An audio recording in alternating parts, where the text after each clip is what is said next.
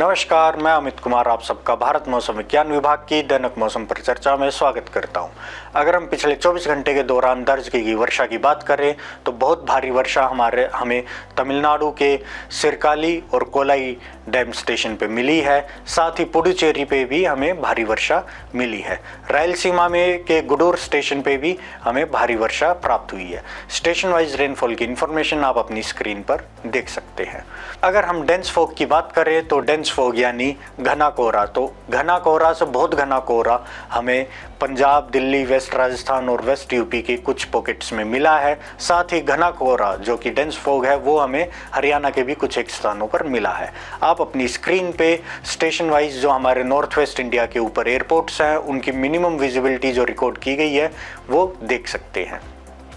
अगर हम न्यूनतम तापमान की बात करें तो जैसा कि आप अपने स्क्रीन पे देख पा रहे हैं, जो हमारा पंजाब, हरियाणा, यूपी और बिहार के कुछ एक इलाके हैं वहाँ पे हमें 4 डिग्री से 5 डिग्री से ऊपर जो मिनिमम टेम्परेचर्स है वो रिकॉर्ड हुए हैं। साथ ही जो हमारा बचा हुआ पूरा नॉर्थ वेस्ट इंडिया है, ईस्ट इंडिया है और पेनिनसुलर इंडिया है वहाँ पे भी नॉर्मल से ऊपर मिनिमम टेम्परेचर्स रिकॉर्ड किए गए हैं। सेंट्रल इंडिया में नॉर्मल टेम्परेचर्स प्रिवेल कर रहे हैं। अगर हम मैक्सिमम टेम्परेचर की बात करें तो इस चित्र में आप देख सकते हैं कि नॉर्थ वेस्ट इंडिया के कुछ भागों में जो हमारा मैक्सिमम टेम्परेचर है वो नॉर्मल से ऊपर दिख रहा है, लेकिन बाकी बचे हुए हमारे पूरे भारतवर्ष में आप देख सकते हैं कि normal temperature, maximum temperature prevail कर रहा है, जो कि हरे रंग से दर्शाया गया है।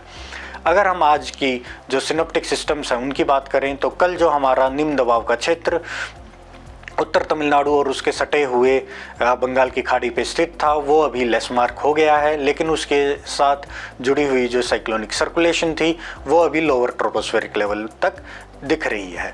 साथ ही अरब सागर के ऊपर जो एक साइक्लोनिक सर्कुलेशन बनी हुई थी वो अभी भी हमें लोअर ट्रोपोस्फेरिक लेवल्स तक दिख रही है। एक साइक्लोनिक सर्कुलेशन हमें बांग्लादेश के ऊपर अभी दिख रही है।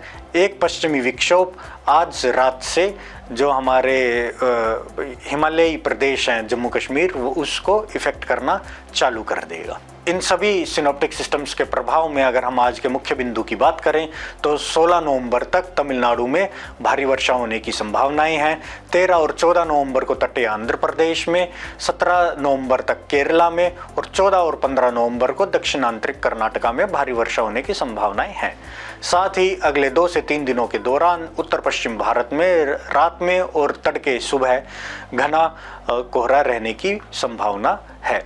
अगर हम डे वाइज वेदर वार्निंग्स की बात करें तो आप देख सकते हैं कि 13 नवंबर को पंजाब के लिए हमने बहुत घने कोहरे की यानी वेरी डेंस फॉग की चेतावनियां जारी की गई हैं।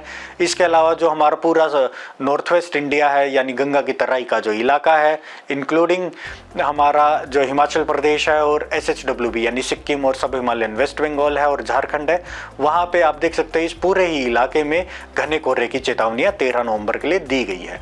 अगर हम भारी वर्षा की बात करें तो भारी वर्षा हमारी आंध्र प्रदेश, तमिलनाडु और केरला में 13 नवंबर को हो सकती है। अगर हम 14 नवंबर की बात करें तो 14 नवंबर को भी यही स्थिति बनी रहेगी, यानी पंजाब में घने से बहुत घना कोहरा और बचे हुए पूरे नॉर्थ वेस्ट इंडिया में SHWB सिक्किम तक घना कोहरा रहने की संभावनाएं हैं। साउथ इंडिया की अगर हम बात करें तो वहाँ पे आंध्र प्रदेश, जो तटीय आंध्र प्रदेश है वहाँ पे, तमिलनाडु में, केरला में और SI के यानी दक्षिण आंतरिक कर्नाटक है वहाँ पे भारी वर्षा हो सकती है।